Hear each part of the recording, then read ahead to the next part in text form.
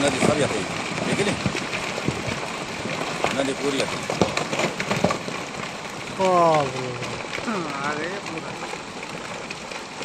नमस्कार, मैं हूं साक्षी मुंगाई। इन दृश्यों को देखने के बाद पहले तो किसी का वो कहा याद आता है कि क्या खूब तमाशा बनाया तस्वीरों ने उस तकदीर का जिसे लिखा था रसूख के तरफदारों ने।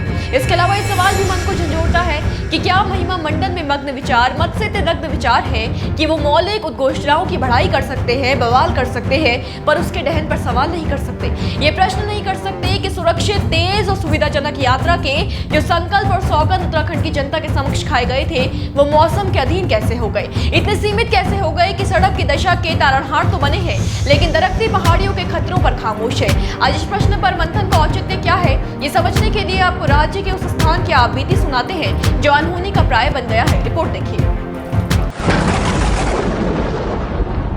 एक नहीं, दो नहीं, तीन नहीं, बल्कि बार बार छिनका की पहाड़ियां दरकती हैं और बद्रीनाथ और हेमकुंड साहिब जाने वाले यात्रियों को अपनी मंजिल तक पहुंचने के लिए घंटों का इंतजार करवाती हैं। ये जो तस्वीरें आप देख रहे हैं ये सभी छिनका के पास की हैं। सबसे खौफनाक बात यह है कि बद्रीनाथ हाईवे में पड़ने वाला छिनका धीरे धीरे उत्तराखंड का सबसे खतरनाक लैंडस्लाइड जोन बनता जा रहा है। मानसून की शुरुआत से ही छिनका की रोज पहाड़ी दरकती है। यहाँ से लगभग रोज का एक डरावना वीडियो सामने आता है। जिन्हें जानकारी नहीं है उन्हें बता दें कि पिछले एक सप्ताह से छिनका में आए दिन भूस्खलन हो रहा है। पहले 29 जून को यहाँ लैंडस्लाइड हुआ, इसके बाद 1 जुलाई को फिर भूस्खलन हुआ और अब एक बार फिर छिनका में पहाड़ी से भारी मात्रा में भूस्खलन हुआ है जिसकी वजह से बद्रीनाथ हाईवे वापस अवरुद्ध हो गया। यही नहीं, पहाड़ी से लगातार पत्थर गिरने के कारण NHIDCL की JCB मशीनें तक कई बार मलबा तुरंत नहीं हटा पा रही। इससे यात्रियों को खासा दिक्कतों का सामना करना पड़ रहा है।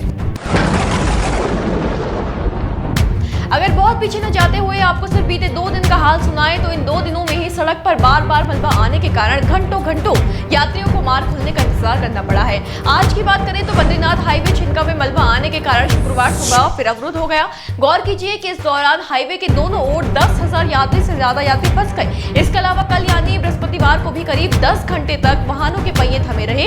इसमें भी समस्या ये है कि एक तो मार्ग खोलने में कड़ी मशक्कत लग रही है, ऊपर से मार्ग खुलने में 2 घंटे बाद भी रास्ता वापस अवरुद्ध हो रहा है। अब तो यूं अचानक छिनका की पहाड़ी पर भूस्खलन बार बार होना किसी अनहोनी का सूचक प्रतीत होता है।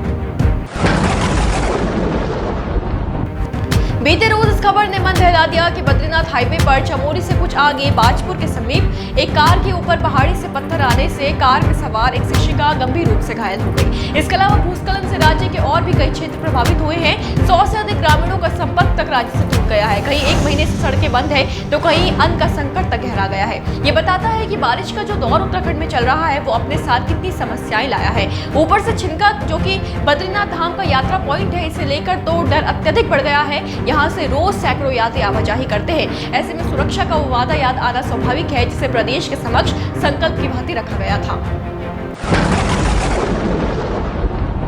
जब बद्रीनाथ, केदारनाथ, गंगोत्री और यमुनोत्री धामों की यात्रा को हर मौसम में सुरक्षित, तेज और अधिक सुविधाजनक बनाने के उद्देश्य से दिसंबर 2016 को चारधाम परियोजना का शुभारंभ किया गया था, तब विश्वास से कहा गया था कि चारधाम राजमार्ग विकास योजना, जिसे ऑल वेदर रोड प्रोजेक्ट भी कहा जाता है, ये उत्तराखंड की तकदीर को बदलेगा।